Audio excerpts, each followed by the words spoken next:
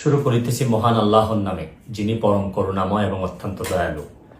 দেশের এই পরিস্থিতিতে, বন্যা পরিস্থিতিতে আমাকে আসতেই হলো আবার ভিডিওতে। আমি সোশ্যাল মিডিয়ার মাধ্যমে যেভাবে দেখলাম যে এত পানি, বিশেষ করে আমি আমাদের এলাকায় দেখলাম যে 93 সালের পরে হবিগঞ্জে এত পানি খোয়াই নদীর উপরে কখনো হয়নি। কারণ একটা ভারত থেকে একটা ড্যাম এটা ছেড়ে দেওয়ার কারণে পানি আর কোনোভাবেই কুলায় উঠতে পারতেছে না আমাদের নদী। এইদিকে আবার আমাদের দেখলাম যে ফেনীতে তো মানে শুধু বাড়ির ভিতরে ঢুকছে তা না, বাড়ির চালের উপর দিয়ে পানি যাচ্ছে।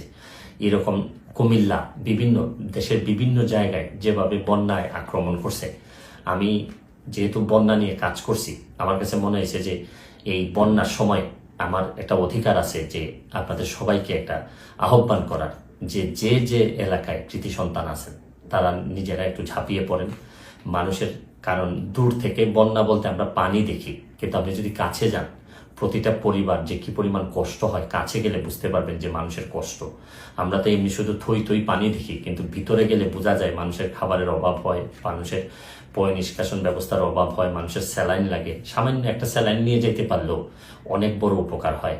আমি বিশেষ করে প্রধান উপদেষ্টা মহোদয় ডক্টর মোহাম্মদ ইউনূস সাহেবকে অনুরোধ করব যে সারা দেশে, ওনার তো তৃণমূলে কাজ করার অভিজ্ঞতা আছে, উনি যদি একটু ব্যবস্থা নেন মানুষ অনেক বেশি শান্তি পাবে। কারণ আমি আরেকটা জিনিস, আমি আমার এলাকায় নিজের হবিগঞ্জের যারা আছেন, যারা আমাকে, আমার আত্মীয় স্বজন, যারা ফলোয়ার আছেন, তাদেরকে বলবো যে আপনারা যেভাবে পারেন আমাদের এলাকার, অন্তত এলাকার মানুষগুলারে সেভ করার চেষ্টা করেন। আমার পক্ষ থেকে আমি যেভাবে পারি কিছু না কিছু সহযোগিতা করার চেষ্টা করব। কারণ সবাই একসাথে দাঁড়াইলেই দেশের যে কোনো দুর্যোগে আমরা মানুষের কল্যাণ কিছু করতে পারবো। আমরা বহু মানুষ আছি, হয়তো মানুষ একটু বিপদে পড়লেই কাজে আসতে পারি, হয়তো আমরা চেয়ে ঘুরে বেড়া না, আমরা হয়তো অনেক বেশি প্রতিবাদকারী না, বা সব জায়গায় দাঁড়ায় যেতে পারি না, অনেক লিমিটেশন নিয়েই মানুষ হিসাবে বেঁচে থাকি।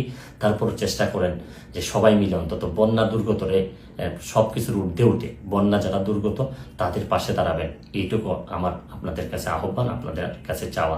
তারপর আমি একটা জিনিস বলি যে খুব খারাপ, এখনো আমাদের এলাকায় নদী ভাঙ্গন দেখা দেয়নি, নদীর চারদিকে পানি পড়তেছে।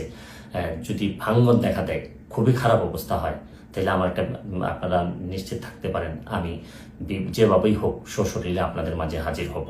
আমি চেষ্টা করবো আমার সর্বস্ব দিয়ে যাদের জন্য আমি শপথ নিয়েছিলাম তাদের পাশে দাঁড়ানোর। ভালো থাকবেন, সুস্থ থাকবেন।